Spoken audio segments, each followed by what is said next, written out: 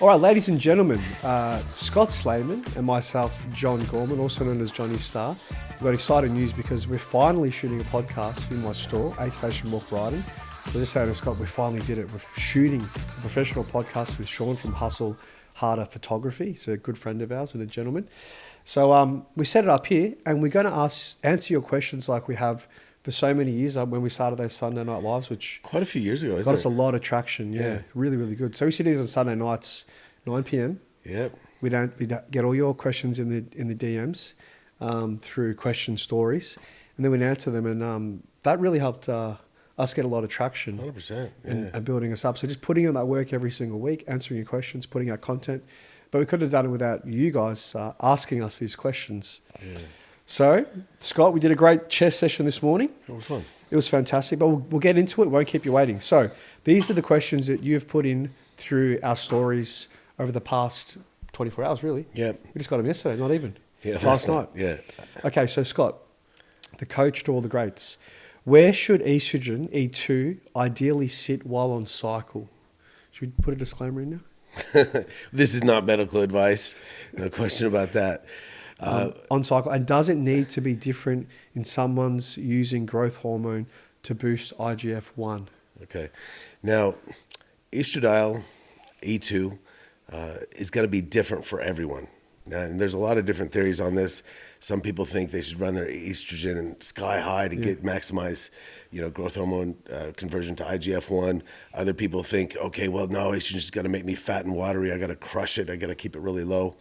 And everyone's different in how they aromatize. You got two different people taking the exact same compounds, and you're going to have wildly different estradiol levels. Everyone aromatizes very, very differently. Yeah. And it's not a number. It's also how you feel and your function as well. So we know estrogen is cardioprotective, it's neuroprotective, it's good for sexual function. It does help growth hormone convert to IGF-1 in the liver. Those are all benefits, but too high, we don't want that either. Sometimes people experience gyno, fluid retention, mood swings. Yeah. Now, we do want people to feel good and perform well. So that's going to be almost first and foremost. Then if you look at blood work, we see where that is. If you want to look at something a little more specific in blood work, get what we call an LCMS test, which is going to give you a real sensitive reading because sometimes the general readings can be quite off.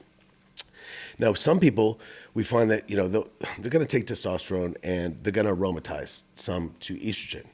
And if their test levels are fairly high, we're going to expect estradiol levels to be probably on the higher end of normal range or outside of normal range. And that's going to be, all right. So to crush them sometimes is not best. Sometimes we feel like Feel like crap. In fact, I know in the past I've tried, Arimidex or some of these aromatase inhibitors. Yeah. Some people can feel real rubbish, real low mood, sexual dysfunction with too low of estrogen. So that's not ideal. And then other people, have their estradiol might not even be that high, but they'll get gyno symptoms, fluid retention, and whatnot. And this can be very, very different. My estrogen can be fairly high, and I don't get those symptoms. Yeah. See, other people, they just come outside of range, and they all of a sudden get gyno flare-ups and all those kind of issues. So, I don't have an exact number of where it should be, but I will say, get your blood work done, see where it sits, see how you feel, and try not to go too low or too high in that regard. And yes, we do want some estrogen for that conversion of IGF or from GH to IGF in the liver. It does help with that, but taking exogenous growth hormone, it still would be effective if your estrogen was on the lower end. There you go. I was just talking about that too, when you said the symptoms of high estrogen. I've had the gyno surgery many years ago. I went to a good plastic surgeon. That's one of the best things I did. Yeah. But don't be afraid to get the surgery if you need it. Yeah, 100%. Yeah, exactly. It'll really hold your physique back. And I remember once, I think you took some HCG, didn't realize that it was going to aromatize, and whoa, what's happening here? Just wanted to play harder. Yeah. Also, I want to say another thing about estrogen. A lot of people think, okay, estrogen is going to make me fat, right? Yeah. No, it's not. It can determine a bit on where you store your body fat, but it's not going to cause you to gain more body fat. Okay. There you go. Thanks for that answer. Question number 2. Is the combination of test Tren, Anadrol, really as crazy for size as people say? I love Well, that question. I don't know if I've done that combination, and that probably could get some decent results, but at what cost? Yeah. Side effects, right? So how long could you do that before things went sour? 10 years max. Blood before you're 10 feet under. Well, you got to deal with potentially, blood pressure issues, kidney issues, you name it could be, and you really can take your health for granted until it's too late. So if you've got something wrong with you, something major with your heart, your kidneys, your liver, like you would give anything to get that back. So yes, you might get some decent results, but for a very short period of time, it would not be worth the risk, in my opinion. I would pick compounds a lot safer at lower amounts and think longevity and look at everything in the meantime. Grow a bit slower. Yeah. Off topic though, on topic with that, I'm going to throw this in. If you had to pick 2 out of the 3 to run, would it be Test and Tren or Test and Anadrol, or not Tren and Anadrol? Because No, I definitely wouldn't use. Test would always be the base. Absolutely, No question about that. Yeah. And then the devil's in the dose with the other stuff, right? Anadrol can kill your appetite if you're using too much, and absolutely blast the hell out of your liver. So I heard a lot of those old bodybuilders using a lot of Anadrol back in the day. Yeah. But can I use it? I want to try it. Your appetite, well, it could. I don't think. There's so many things I want to try. Yeah, no. Scotty's very conservative on this. He's I am all conservative. about health. That's what I like about you too. Yeah, People but you say, know what? I Johnny, mean, you're I've going had so slowly, but I've put on 2 or 3 kilos every year consistently. at least, and we keep an eye on your blood work. Yeah. And you're healthy, and you're gonna live for a while. 100%. It's the best. Yeah. I mean, I got some guys that just they're like, what else can I take? What else can I take? And like, you can only do it for so long. Plus all the bunk gear out there at the moment too. Very much stuff so. we've been testing for another day. All right, here's another question. I love these topics now because everyone's talking about this. Yeah. So it's good to get some insights from you about it all. So number 3, for injections, do you prefer subcutaneous or intramuscular? And is it better to inject more often or less often? Okay, and Great that would depend on the person as well. Yeah. So originally, Because I never thought you could take test sub-Q. You can. can, yeah. It's oil based. It's not designed to, right? Okay, It's designed for intramuscular injection. Yeah. However, your frequency and administration is going to determine how quickly it's in and out of your system. I'll give you one extreme. Like, originally I was prescribed, and this is true, I was prescribed testosterone 1 mil every 14 days, right? And because of people's compliance, this is how it was thought. People aren't going to want to jab themselves every day or every other day. So, boom, you're once every 14 days. And what happens when you do that? When you do that big bolus dose, you're going to have even a testosterone enanthate will peak in 24, 48 hours. So you're going to get this big jump in test levels, and you get this big jump, your body will then cause a lot of aromatization, more estrogen and whatnot, and then it's going to start tapering down. Yes, it's going to take 4 to 5 half-lives for it to completely clear your system, but by that 14th day, it's going to be right on the way back down. So you're going to get these mood swings, these peaks and troughs, and a lot of aromatization. So that's one extreme, and that's how it was originally prescribed because of people's compliance. Now, the opposite end of the spectrum would be daily. You take that full, let's say you took 1 mil and divide that amongst microdosing, small amounts, Would that be better? intramuscularly every day. You're going to keep levels super, super stable, less fluctuations, less conversion to estrogen, less hormonal, like potential acne and some of those kind of side effects you're going to have. I was just thinking that exact same thing. So it's going to keep things a lot more stable. And then there's everything in between. So, I would say at minimum twice a week. So you split it up to where you're once every, depending on the ester as well. Yeah. An enanthate, generally the half-life is 5 to 7 days. But that means in 5 to 7 days, half of it clears your system. It still peaks within 24, 48 hours, but then half of it's still in your system at that point, and then half again. So that's why it takes 4 to 5 half-lives for something to clear. Now, if somebody wants to go subcutaneous, sometimes that oil-based stuff can leave a little bit of lumps and whatnot. But a lot of people are more compliant that way because they don't feel like they're putting it into a muscle. They can just go, and it's still going to get in. And some people actually prefer that because it keeps levels even more stable. Like there's very, very little fluctuations.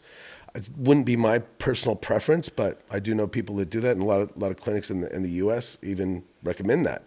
Really? But I would say intramuscular, no less than twice a week. I mean, some people like the higher amounts, less frequency, so they get that jump up, but they're going to have those side effects potentially. Yeah. So, I guess there's not a right or a wrong. It's just, my opinion would be somewhat frequent to keep levels stable. Twice a week minimum. If you want to do small amounts every day, by all means, you can take your prescription and divide it up.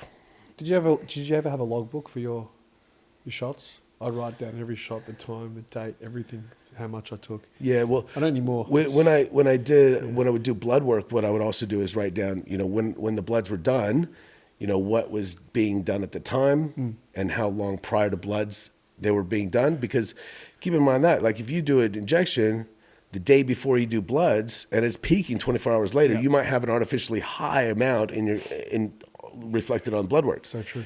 However, if you did, it was 10 days before doing blood work, it might be on the lower end. So that's something to consider. There you go, guys. And this is what, you can discuss with your endocrinologist. Absolutely. Okay, if someone's doing a blast and a cruise setup, how do they preserve or restore fertility? Well, blast and cruise, the blast part, there's no fertility going on, period. Right? It's just... What's considered a blast, though? Super physiological levels. Okay, so you're not in physiological levels. Yeah. Now, as far as pregnancy is concerned, fertility is concerned, you only need one swimmer, right? So, don't think of it as being a birth control or contraception, because it's still possible. Now, both my boys were conceived on TRT, so it's not and I'm very happy about that, but it's definitely not. So they're so jacked. It says definitely not a fertility protocol. Now, if you do want to optimize fertility while on TRT, you would do best to keep your TRT in physiological range, not super physiological. So keep your hormones in normal range, and then we could look at things like HCG, Clomid, even Proviron, something to potentially offset the aromatization of the HCG. Like, then you could look at natural compounds like, carnitine can help with the motility, and you could look at CoQ10, and there's so many different things out there. I mean, ideally, off entirely, if you really, really want to focus on fertility. Yeah. HMG, that's another one. But look, regardless, this is not medical advice again, but you could see a hormone or an endocrinologist to discuss this. Some are open enough to talk to you about how to navigate that while being on a small amount of TRT. But the question, how would you navigate like fertility amongst cruising and blasting and being on multiple compounds? Especially multiple compounds. Like when you're talking about like a NOR19 or DHT derivative, like these are not going to be favorable for fertility. So just a very small amount of testing, that might be, 100, 150 megs a week to keep you in like normal range, and then using the ancillaries on top of it to improve fertility. And that's a whole nother conversation. But that's just a little bit of an overview for now. One of my best mates came off everything, maybe 4 or 5 months ago. And got his missus pregnant. So I said, Johnny, I'll get back on. Let's rock and roll. Yeah. But he just came completely off. Yeah. And I'm happy for him. So yeah, that's what he did. Just no PCT, no nothing. Just came off. Yeah, and time will do it. Yeah, bounce back. Good diet. Everyone's different. Yeah, yes, testosterone's going to suppress fertility. But he's about 30, 31. Yeah. So he did well. That's a very important thing, because at our age now, Sean, we're all thinking about having kids, or most of our friends already have kids. Yeah. So, and a lot of people are on testosterone and some other special things at the moment. So good advice there, Scott. Yeah, I mean, my endocrinologist said, he wanted me to come off entirely. Yeah. And then utilize HCG and a few other things before even trying to conceive. So you really have the best optimal, formation of sperm and whatnot. Some endocrinologists would agree with that. And it didn't really come to that. We You succeeded. succeeded prior, but yeah. I got that sperm count I test for my doctor's GP, so I got to go get done. Yeah, it probably won't be good. Yeah, it won't be good. No, maybe that'll just depress me. But Yeah. I might do it just out of interest. Yeah, Yeah, because I'm still because blowing. you know what? Here's the thing. Like, What we'll do is we'll see how bad it is, Yeah. and if you want, what we can do is see how good we can get it in a few Yeah. months. Like we can get we'll see. so how many, for me, like I want to have kids. Let's say soon, right? We'll stay on a low dose of tests and do everything we can to get it going again. Because I don't want to have to come off. yeah, that's definitely a possibility. Yeah, And this is again, We can share this journey too with yeah, people. and we got to, this Well, would be once it's happened, tell them what I did. Yeah, Yeah. yeah. And well, look, you could look at we could show the sperm count and stuff along the way and see how that's going. Is that something you taste to check it? Or is that Yeah, dipstick. I'm a dickhead. Okay, here's an interesting one. Question number 5. I get reactive hypoglycemia after some meals. Yeah. Interesting. Berberine helps, but what blood markers should I check? Okay. Reactive hypoglycemia. That's generally what happens is when you eat a meal, your insulin, your pancreas secretes insulin to counteract the elevated blood sugar, and sometimes it oversecretes insulin, and you end up getting a low blood sugar maybe a couple hours after eating. So I'm assuming that's what they're referring to. I would say so, yeah. So what you could check with blood work would be HbA1c, obviously fasting blood glucose, fasting insulin, HOMA-IR, even cortisol can play an impact. So you could look at all those things. However, like how would you treat it?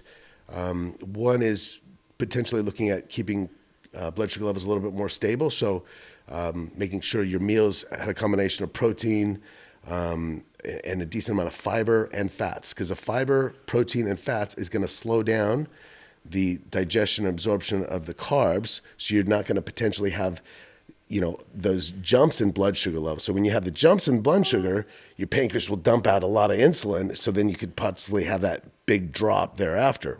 If you keep those things in, you're going to keep blood sugar levels more stable. So that could be a benefit. There's also something else that could happen in times of stress. So let's say you've got high cortisol, like you're very stressed. What can happen is when you get that surge of cortisol, you will have an elevated blood sugar spike from that. And then you could, if you have this reactive hypoglycemia, then you have this surge of insulin and then this potential drop thereafter. So it could be stress related too. So there could be a factor there. So you could look at, breathing techniques and some adaptogenic herbs and things like that. So that could be another way you could address it. Stress is And if you get cortisol checked in blood work, unfortunately, it's only what it looks like at that time. So if you were in traffic on the way to the pathology clinic and, everything's going haywire, you could have very elevated cortisol at that moment. It doesn't mean that's what it always is. We do want elevated cortisol levels first thing in the morning. That's going to get us going, get us, feeling good out the door. And then as the day progresses, we want it to kind of taper off and go to bed, because cortisol is going to kind of be a bit stimulating. We don't want that before we sleep or in the middle of the night. So that's a whole nother... I could go off on these tangents, sorry.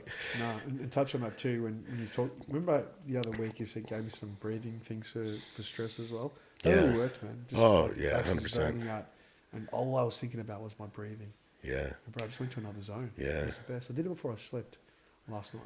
Yeah. Really, really good. Because when we are stressed in this sympathetic nervous system overdrive, right? Yeah. We subconsciously will be breathing very shallow, chest breathing, shallow breaths, and that is going to keep us in there. Now, we can kind of trick ourselves to bring ourselves into the parasympathetic, rest and digest state by breathing as if we were relaxed. So this would involve, nasal breathing preferably, inhale through the nose, diaphragmatic. So as you inhale through the nose, the belly comes out, and then long, slow exhales.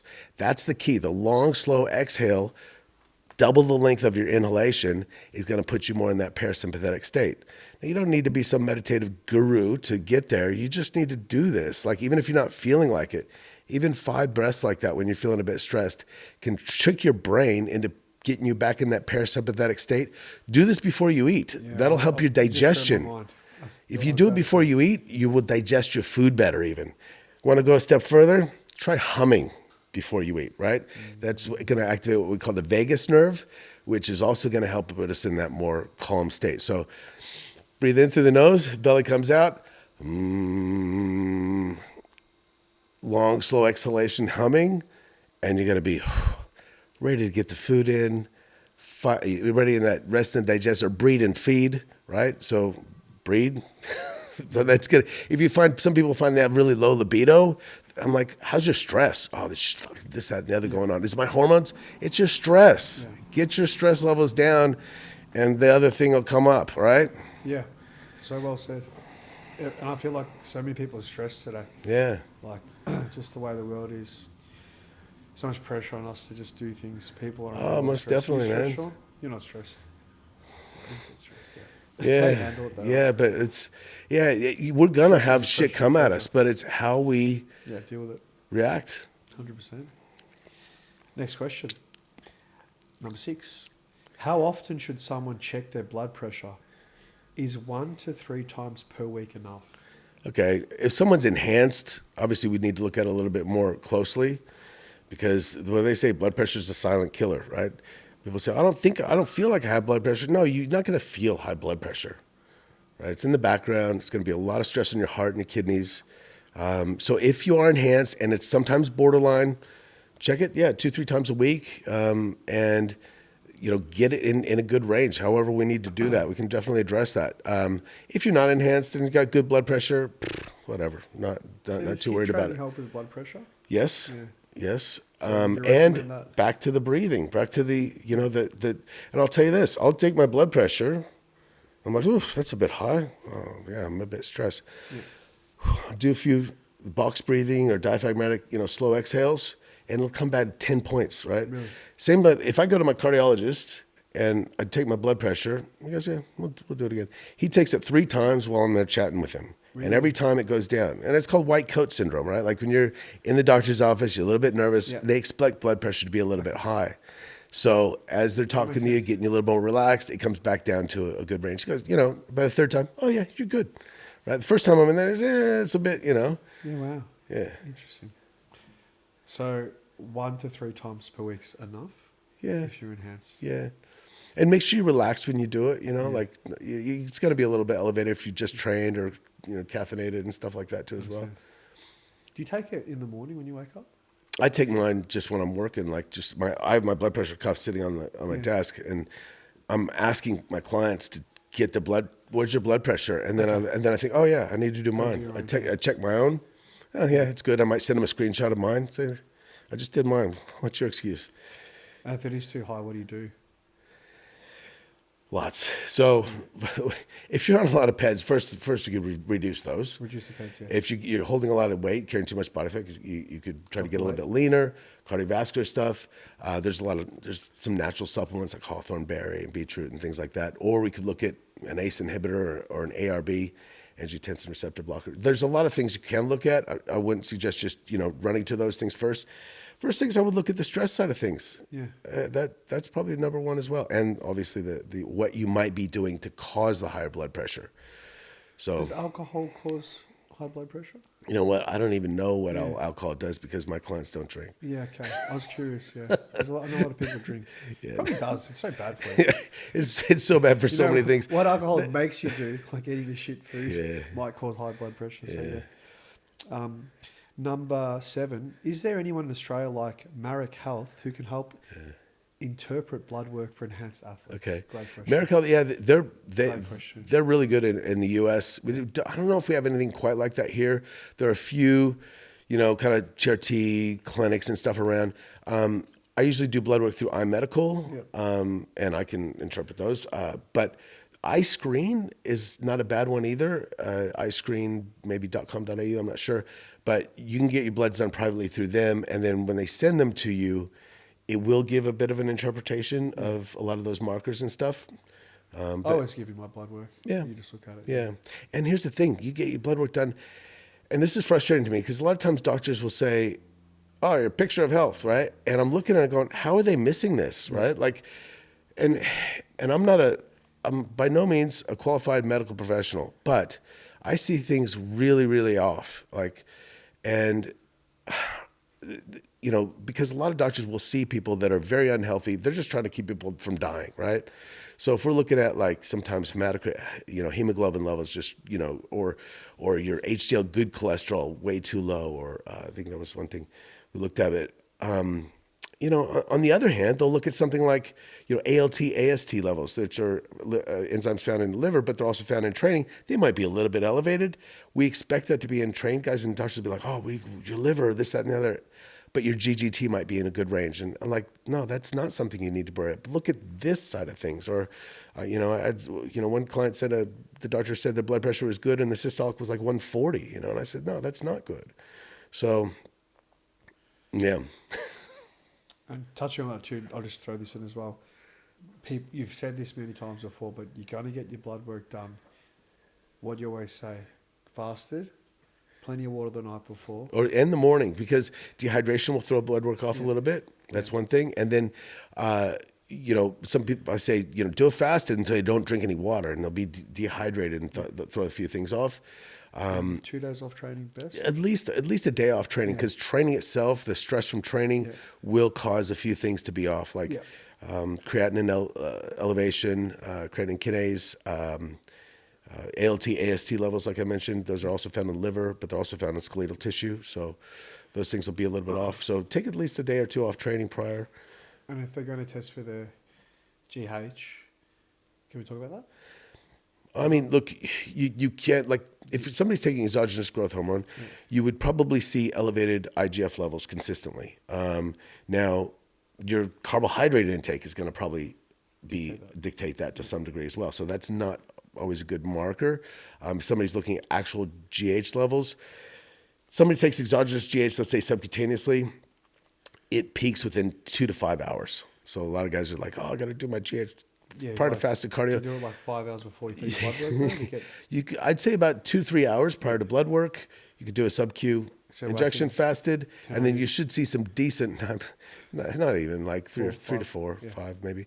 You should see quite significant elevations in your GH levels. But, and that would kind of like confirm that what you have is okay. Yeah, that's why I just wanted to throw that in. Because I'm sure people are thinking the same thing. Yeah. Keep going, if that's right. Yeah. Okay, number 8. I've been prescribed sertraline. Is that Zoloft. Zoloft. Antidepressant. Okay. Been on those before. Any advice on staying lean and muscular while using this? Now, I'll jump in. When I took antidepressants probably maybe 8 years ago, I remember putting on a lot of weight quickly. And it made me get off them, even though I probably needed them at the time. Increased appetite, yeah? Yeah, I put on so much weight, I remember. Yeah. So this person said, how do you do? Staying lean? Great question. SSRI, selective serotonin reuptake inhibitors. It's not going to make you gain more body fat as such. You might move a little bit less. But the problem with serotonin, like serotonin is, everybody thinks that serotonin is like, it's going to make you feel good, but it kind of numbs you out a little bit, right? Like if somebody's dealing with anxiety and stuff like that, it might be all right, but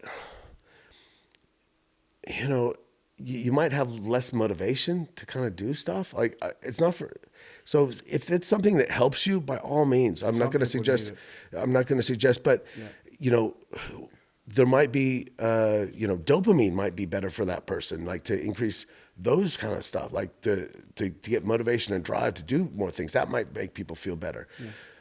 But to answer the question, it's the medication's not causing the weight gain itself. It's the lifestyle. So it's the food and maybe a lack of movement. So this would be what you'd say to apply to anybody, really, is we need to control the food. Yeah, and then increase the output or whatever you might need to do. So it's going to take a lot of potential willpower and all that around that. So, and that's going to make you feel better. The exercise itself. So that'll be your antidepressant. It's the exercise, and you might not need these. So it's increasing your appetite. As a result of that, you'll feel less stressed. You might be a bit of a zombie, but get to the gym and move. Hopefully that'll balance it out. Like just start moving. And eat less, and we'll choose the right kind of foods for one thing. And Johnny, you're an expert at volumizing your food. Like that's the thing, and that would be a key factor if you're hungry. Volumize your food? This is where you instead of rice and cereals and these kind of stuff, that's how I get really lean. You use potatoes, Spud Light, pumpkin, veggies. It's pretty much veggies. Yeah, keep you satisfied. And you're not going to overeat, veggies. And obviously protein's going to be more satiating. It's making wraps out of, lettuce. Yeah, lettuce, protein. Lettuce wraps, lettuce burgers, whatever it takes. Heaps of beans, broccoli, cauliflower, and just getting some nice spices on there. You can make taste. All my food tastes good. Yeah, and that's the answer to the question. Yeah. That's the question. How do you stay lean? Volumize your food with that increased appetite. Pretty much, yeah. Done. Making an effort, yeah. But when you're in that headspace, it's hard. Yeah. I get it. It's so easy just to go have a burger. Yeah. Get that dopamine. So it's a tough one. Next question. Number 9. What's your go-to for post-workout meals? Well, lately I've been training in the morning. So I've been training. Would you eat before we train? No, not generally. If I train a little bit later, I would. Yeah. But, I heavily rely on my intra-workout carbs, cyclodextrin, EAAs, and all that through the session. And then after training, like this morning after training, I had cream of rice. I put some egg whites in there and some frozen berries, a little bit of maple syrup. Yeah. And that was, something pretty easy to digest, replenish glycogen stores. Yeah. Yeah. Interesting. So that, but the bottom line is, pre and post training, you don't want anything too heavy. Can you give us some examples that you recommend? So just like what I said, the cream of rice, or like anything else, like you always say, maybe rice bubbles is or some gluten-free cereal. With pour some isolate over that instead of milk, so you're keeping the fats low. Because think about this: when you're training, you're in this sympathetic nervous system response, right? So that's not going to be great for digestion. So you don't want to be eating right before you train because that food's not going to be digesting too well. And then same goes for right after you train. You don't need to just jump in and start eating straight away. You need to get your nervous system calmed down a bit first. Is there such thing as an anabolic window post-training? I'll go into that in a second. So when we are getting this food that's just not digesting well, right before training, that's going to make our training session a bit worse. So I wouldn't eat too much or too crazy. Some people are like, I got to eat all this food right before I train, this, that, and the other. It's not going to have time to digest, absorb, assimilate, and get stored as glycogen in the muscle for right then. Whatever you ate hours and hours prior or even the day before is going to do a better job of that, right? So you don't think you need to have all this right then. Now, this is where I like the intra-workout carbs and EAAs, because when you're ramped up and there's sympathetic system overdrive,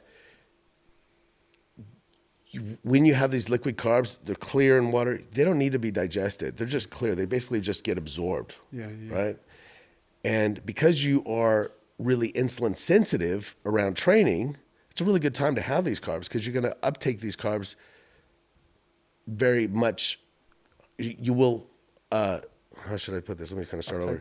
You will digest and you will replenish glycogen stores a lot easier with improved insulin sensitivity that you're having around training. And then post-training, relax, chill. You don't have to worry about I got to get all this in super quickly because you've just trained and you've got to get this magic anabolic window. Protein synthesis stays elevated 24, 48 hours after you train. You don't have to get it in straight away. But I will say this. Around training with that improved insulin sensitivity, you're going to be able to utilize these carbs for replenishing glycogen for even your next session better than any other time. So that's a good time to have a lot of your carbs is pre, intra, and post-training. But I would keep the pre-training carbs pretty easy to digest and maybe not too soon. The intra, really easy to go in, and then the post could be a little more lax on the post, but you want to replenish those as well, while your insulin sensitivity is fairly high. Important.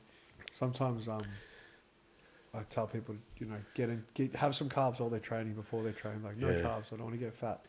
Like, you tell them those carbs around training time, the least time they're going to make you fat. Exactly. Yeah. That's that time around training is so crucial. I think the most important meals you can have is 2 hours before, 2 hours after gym.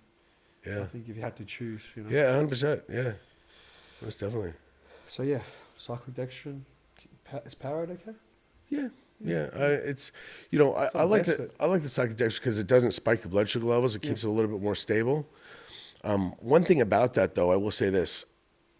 With this highly blanched cyclodextrin, it's heavy molecular weight and it's low osmosis, so it passes through your digestive system fairly quickly. What does that mean by heavy molecular weight? So if you look at the actual, I can't remember how many Daltons it is or whatnot, but if you look at the molecules, how, if you saw, you ever look at those molecular charts or whatnot, how they're spaced out, it's going to pass through your digestive system very quickly. Okay. Right now, if you've eaten food just prior to having this, it's going to feel like it's churning in there, and it's going to feel uncomfortable. So that's how I kind of decide when I time to drink those carbs.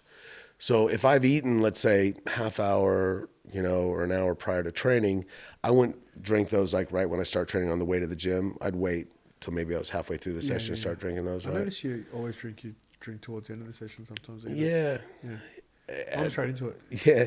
However, if I hadn't eaten for hours and hours prior to training, or I'm fasted, I might drink them sometimes on the way to the gym, and then into the session, right? So there you go. How good is this? I wish I knew all this when I started. I think this so much. Some of this is not huge game changers. You don't necessarily need an intra, but it definitely makes a difference over time.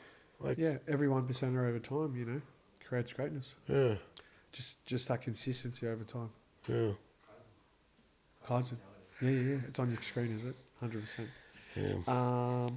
Next question. We'll heaps to go. Oh, that was already there. That question, is the anabolic window legit? That was the next question. Oh, we've kind of answered that, yeah. Oh, wow. I didn't even know that. I didn't even read that before. Or is it a myth? And if it's real, what would your ideal post-workout macro split look like? Macro split post-workout. I would probably... All carbs and protein? Well, it would depend also, like if you were trying to grow or trying to, get lean, it would probably be dependent on how much, what that split looked like. Yeah. But I would make sure you did have some, fairly easy to digest protein, and, and I would probably keep the fats a little bit lower at that time. Again, just you're able to digest, assimilate, and replenish glycogen stores. Yeah. What about honey post-workout? I heard honey's really good. It's a combination of fructose and glucose. Yeah. Yeah. Okay. I wouldn't have that as your sole carb source, though. Yeah, I love honey. It's so good. Here's a great question. After a mini cut, maybe explain what a mini cut is in your terms. I'll tell you what, mine's just 2 weeks of just trimming up the fat, really. Yeah. Maybe 3 weeks. Yeah. I don't need that long. Should I increase food slowly or jump straight back to maintenance calories? I know what you're going to say. Well, the reason I use a mini cut for clients is, let's say we are trying to grow. Let's say in the off season, you're trying to push food up and you're trying to, put on as much muscle as possible. And some things kind of went off, whether that be inflammation, digestion, just couldn't get any more food in, or you just gained too much body fat. We need to trim you up a little bit. So then that would be a time where we might do an aggressive mini cut where you pull food down aggressively, increase your output, try to get rid of some of that fat very quickly. Not trying to get shredded, but just trying to get you into a good stage where you can go back to growing. Because you grow better when you're leaner, right? I believe so. And a lot of that has to do with insulin sensitivity. So your ability to utilize these carbs in the muscle is a lot better when you're leaner. Otherwise, it just this perpetual cycle of just getting fatter and fatter. So getting leaner quick, most people, do that aggressive and very quickly. And what I actually like to do is, instead of jumping straight back to maintenance or growing, this would depend on the situation. Like if somebody's just in a hurry, basically, let's get back to growing. Yeah, you could go right back to maintenance calories and then slowly work your way into that surplus. But if somebody's goal was to like get, more for a body composition thing, you could reverse a lot slower and kind of stay in that deficit and slowly increase foods and potentially still get a little bit leaner while you're still in that deficit for longer, but it's not as uncomfortable because you're not as aggressive at that point. So I guess there's two ways to go about that. What do most of your clients do? I would probably do it in stages. Yeah. So I'd probably, after the mini cut, I'd probably, there might be a couple of weeks where they're still in a deficit before we go into maintenance, and then it would just really be determined on how they're responding before we make the call on what they need to do next. I've had some people where we come out of a mini cut, I give them more food and their weight keeps dropping because part of it's the cortisol gets, That's what you said to me every time I added more carbs. My weight would drop. Your weight will be this tomorrow, and it was. Yeah. What I like about you, Scott, is I'd say I've got to do Chemist Warehouse, stand, in 4 weeks or whatever. Guide me. Do this, and then you would slowly change things. Nothing was ever too drastic. Even when we wanted to reduce my sodium, I have a lot of salt.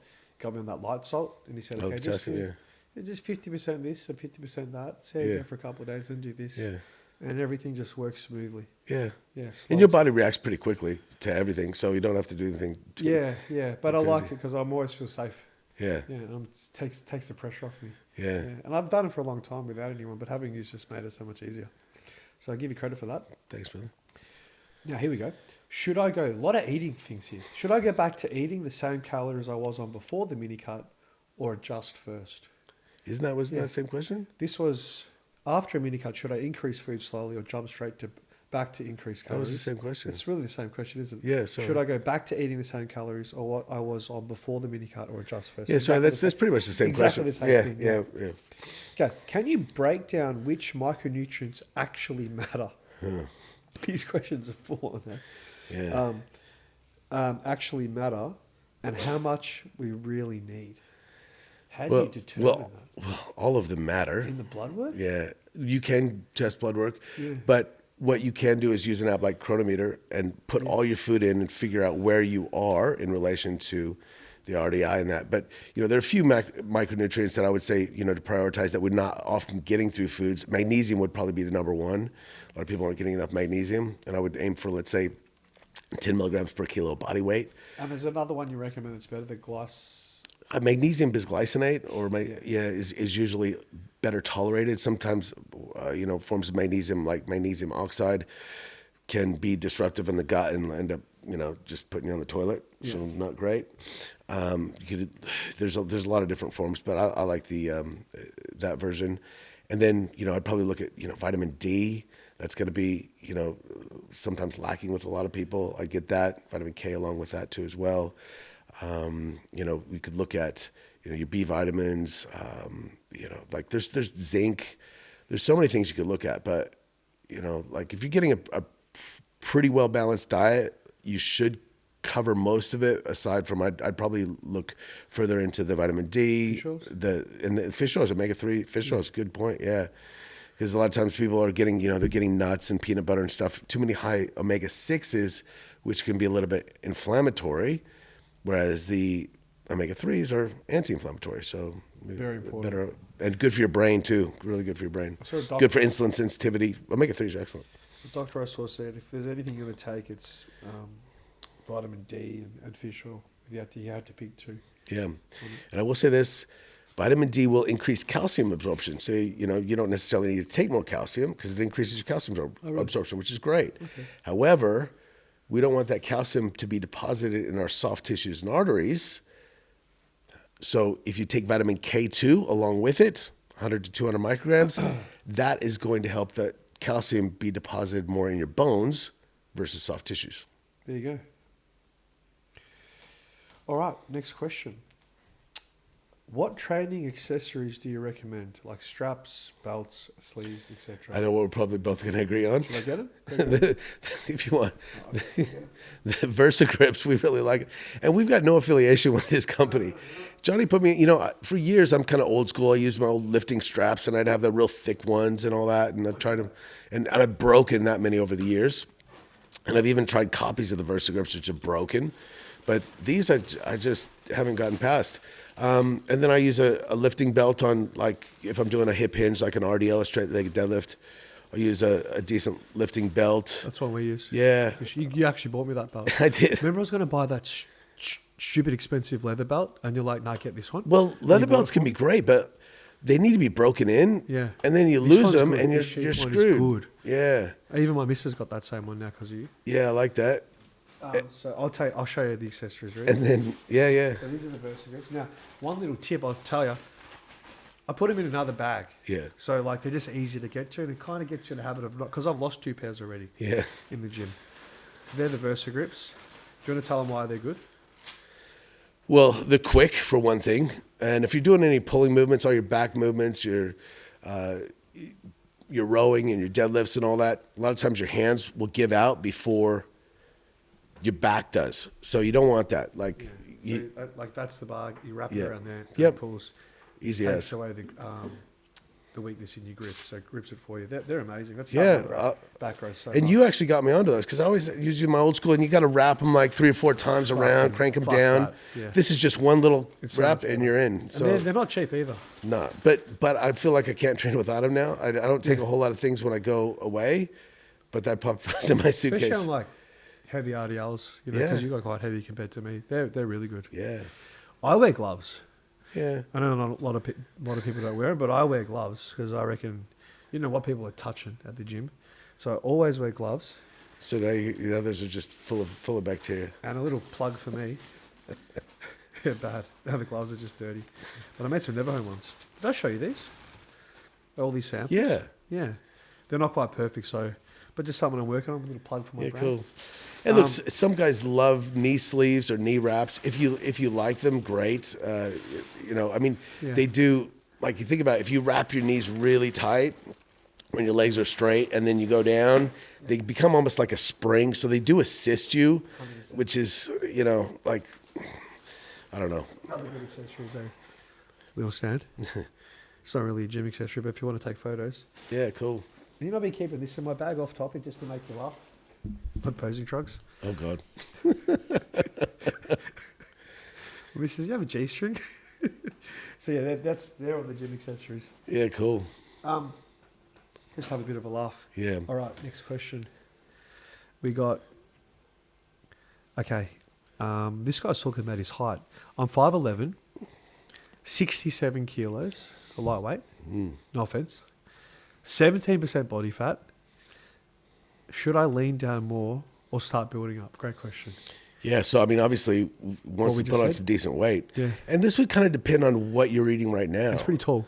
So, I would, at that body fat percentage depends on how it was taken. I'd probably prefer somebody to get a little leaner first because you do grow better when you're leaner. But I can't imagine you being that tall and that weight. It's very light. I don't know if you're actually carrying that much body fat. Like, That's strange I'd be because surprised if you were carrying that much body fat. someone at that height, at 67 kilos, I'd it's think nearly impossible to be 17% body fat. Doesn't make sense. I'd have to see it. And this is why people ask me, That's what body too fat high. percentage do you think I am, or what should I aim for? And whether you get a DEXA scan or whether you do It's probably infrared 6% body fat. or whether you do this, these the scales or whether you do calipers, it's all going to be different. Like, so, if you do want to do body fat, do one way and do it consistently and see which direction it's going, but don't rely too much on the actual number. I'd have to actually see pictures of this guy to determine, and I'd have to do 2 things. I'd have to see pictures of him and I'd have to see what he's eating. So let's forget the weight, for example. Let's say he was, 20% body fat or whatever. I'd say, Next question. Yeah, I'd say get leaner first and then start pushing food up. But here's the thing. If he was eating very little food to start with, I wouldn't suggest going, down in food before we go back up. So when people ask me these questions, and this is why when I bring somebody on for coaching, I don't just say, oh, hey, do this. I need to find out what they've been doing and how their body has been responding to that before I make a determination on what we need to do with their food and where we need to go with their physique. What if someone's eating just random stuff like all the time? They don't really know what they're eating. Do you say to them, give us a rough I idea. still have them try to track it so we can get an idea. Yeah. Give me a couple of days of just what you're eating. Yeah. Because, if big difference if they're in a massive surplus or eating very, very little. So how do you train someone to learn how to track their food? most of the people that come to me have done it before and have been doing it. Okay. I'm probably not the best coach for somebody that's never tracked their food. Because I know you've had clients go to you, so I don't know how to track. I'm not tracking. Yeah. And they want you to tell them what to eat. Yeah, I can do that. Yeah, I can do that. Because that makes it easier for people as well. Yeah, most definitely. You might be someone who just wants to just tell me what to do. But I find people sticking with that long term isn't as good when you teach somebody. I've had people tell me, just tell me what to eat, and I do it. You want to learn. But I also try to teach them so that they know how to move things in and out and can stay with it with food they enjoy a little bit more. And I'll tell you something, guys, as well, just so you know. I never tracked food ever. Every time I did a show or anything, I never tracked food. I tracked how I looked in the mirror, and I just added more cardio in. Yeah. I did. Yeah. Sometimes that's all I ever did, Yeah. Then I started tracking, and my body went mental. Yeah, absolutely. And I actually learned how to track food. Well, you know what's going on. You showed me how to track. Yeah. I never tracked a macro in my life. Yeah. You know And when people they get excited about, I didn't realize this, I didn't realize that. And then you could start playing with the volume of food. Like when we're trying to get lean, you increase the volume. Anyway. And you're eating less calories, but you're staying full. And then on the other hand, we're trying to get more food in. We use denser calorie foods. 100%. Yeah. And there's so much you can learn. There's so many options with food. There's a whole hour podcast I could do on that just from my experience.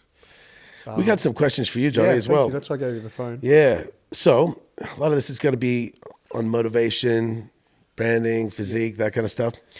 So, Johnny, how do you personally stay motivated to lose fat, stay lean, look good for summer, especially when it feels like you're always starting over? Yeah. So personally for me, it's easy because, look, I got the brand and I sell activewear and I put myself on social media. So there's pressure. I put pressure on myself. I know every time people watch, I want to look good. So that works for me. I use that to my advantage. So say to people, put yourself out there a bit because the pressure's on. And I perform under pressure, do auctions, whatever I did, competing, even just playing pool. If someone's watching, I always perform better. I know you do. So use that. It's like even just, setting yourself up for a photo shoot. But if you don't have that pressure or no show or nothing to look forward to on a holiday, that's why I just book these photo shoots in with you. Or every time I got to do an expo for Chemist Warehouse, I'm lean. I don't care. I'll be lean no matter what. So it's what works for me. You have to find what works for you. You might just not have it in you. Yeah.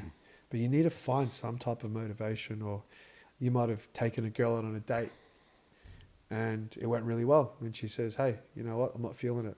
You can use that as motivation to become that person you need to be. You need to use something. You can go to a dark place even, This whole brand was, some of it was really built from a dark place. Something happened to me. I thought, fuck this. I'll prove everyone what I can do. I'll build a shop. I'll build a great brand. I'll make the best products. I'll put myself out there. That's what I did. So you can use things. So if you're just fluffing around with life too much and things are too easy, you might not have enough reason to become that person you could be. So sometimes life will give you this great obstacle and could be the hardest point in your life and you feel like shit, but that'll turn you into who you need to be, or it'll break you. But most people should be able to just turn into who they need to be. That's what I believe, yeah. So it's really a mindset thing. Yeah. When I got back into shape, bro, I would delete my Instagram and Facebook. I said, fuck this, I'm going to go hard. I'm going to come back and look great. Bring back Johnny Star. People said Johnny Star's dead. I said, no, it's always in here, but I needed the fuel. So I remember I was doing cardio some nights, 1 a.m. to 2 a.m. I was into performance. 45 minutes on the step, I'm dying, bro. I'm dying. I sit down on the bottom of the stepper for 10 minutes. I'm like, finish this fucking hour. Just get through this hour.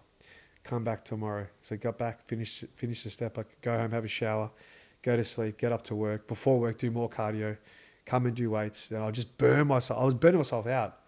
But I knew I'd survive. And then I just burned all the fat off and did that photo shoot, So yeah, someone needs to drive you massively. You have to be a bit crazy sometimes. Yeah. Well, this next question. what do you do to stay positive when things feel hopeless, like in the middle of winter, when you're cold, unmotivated, and kind of down? Yeah, so great, because I spoke about this on a live yesterday. Like, a few of my friends are struggling. You got to speak to people, you know. You got to speak up, you know. We speak a lot, but you got to speak up, especially the boys, to their mates, because sometimes I would hold it in. But there's people will help you, you know. I've got a soft spot for people struggling. You know, I've been there. I've got empathy. So you got to speak up. But speaking up is one thing, but you have to set a plan on some progression. And for me, like, it was getting back into the gym, and I got confident again, because when I got out of shape, I was a bit depressed. If you a couple of weeks off gym and a few bad meals, you can lose it pretty quickly. You look like shit. And then it amplifies the stress. So I learned that no matter what I'm going through, I'll always force myself to train and try and meet someone at the gym to train. And when you're in the gym, you kind of have a bit of fun. You know, cover up if you look like shit, wear baggy clothes. That's why I make oversized tops now, right? But then you need to really push yourself, yeah. And maybe puts things into perspective. And another thing I notice you do is you are very encouraging and motivating to other people. You give them compliments, and you make them feel good and all that. And I was listening to a podcast recently, and it was saying that is actually very key for your own happiness. So when you are trying to make a stranger or somebody else feel better, you'll feel better yourself. Oh yeah, so absolutely. You know, I've heard the term, like, whatever you want more of, give more of. So if you want more love, give more love. If you want more kindness, give more. Yeah. So, you know, if you're putting that out there, you're going to, not in a selfish reason, but you're going to feel more of it coming back to you. Yeah. If you make somebody smile. Like I bought a drink from the servo on the way here, and I said, "How you doing?" to the guy, and he goes, "I'm on top of the world," you know, whatever. Yeah. And you thought, you know what, like him just being, you know, friendly and like jovial made me feel good, and I felt like passing that on, you know. So it's just contagious. It's the vibes you put out. It's vibrations. It's real. Yeah. Now, Johnny, what are your best tips for staying vascular and lean all year round without burning out or feeling flat? Create an activewear brand. Put yourself on social media. I love it. So I don't find any of it a chore whatsoever. I really enjoy it. So it isn't. I don't find it difficult. Yeah. Getting lean or anything. So I like it. Yeah. And I like to suffer because it makes you more resilient. So I don't mind. I'll do cardio as long as it takes. But the vascularity is genetics. Genetic point, yeah. Yeah. So look at Jay Cutler. You know, he was never vascular. No. Genetics, yeah. And vascularity doesn't win shows on the bodybuilding stage, but you know, it is. If you are leaner, you're gonna be more. It looks cool. Yeah, the veins look cool for sure. But you get stopped all the time, like, man, your veins. Especially in summer, my legs are out. Yeah. I like. Actually started to really enjoy that. It's like little dopamine hits. Yeah. The compliments, but it's genetics and it's adherence to diet, and you know, just get leaner and leaner. I know the leaner I get, the more vascular I am. Exactly right. So, but some people just might never get vascular because it's their genetics, but they can still look great. Yeah. 100%. Yeah. Now, what would you say the key strategies that build that classic V taper from a training and posing perspective? Yeah. So V taper. So small waist, wide shoulders. So I'd say building up your delts, some side lateral raises. Yeah. Doing them properly. Yeah. And lats for sure. You know, because the wider your back is, especially from the back, the smaller your waist is going to look. Some movements to build the lats. What would you recommend? Anything elbow down by your side, usually single arm, neutral grip. When I was younger, I always thought this was the best way to build your lats, with a lat pull down. That'll build okay, But you said this is probably better? Well, you think about it. With a lat pull down, you're still bringing your elbows down towards your hips. Yeah. So there's still, the lats are still being involved, especially if your elbows are a little bit more in front of you. Yeah. On all your rowing variations, you've got the ability to build more upper back or lats, depending on kind of where you're. And I've done a lot of videos on that. You've probably seen. You've been in them, actually. Of course. But you know, just building it back in general. So build your back. And then quads. Think about your quads, because if you're wanting your waist to look small, if you have nice flary quads, makes your waist look smaller. It's going to make your waist look smaller. You don't think about just a V frame. Think about an X frame. That's even better. And even the way you pose in photos, like if you go Most a definitely. little bit side on and then you twist Yeah. rather than being straight on, your hips might be a bit wider, you know? And another thing, you can practice vacuums, right? Yes. Blow all your air out, draw your belly button towards your spine, and that what activates what they call the transverse abdominis, and that's going to help keep your waist a bit tight. And I used to suck at vacuums. So I Yeah. started doing them. I got good at them pretty quickly. Yeah.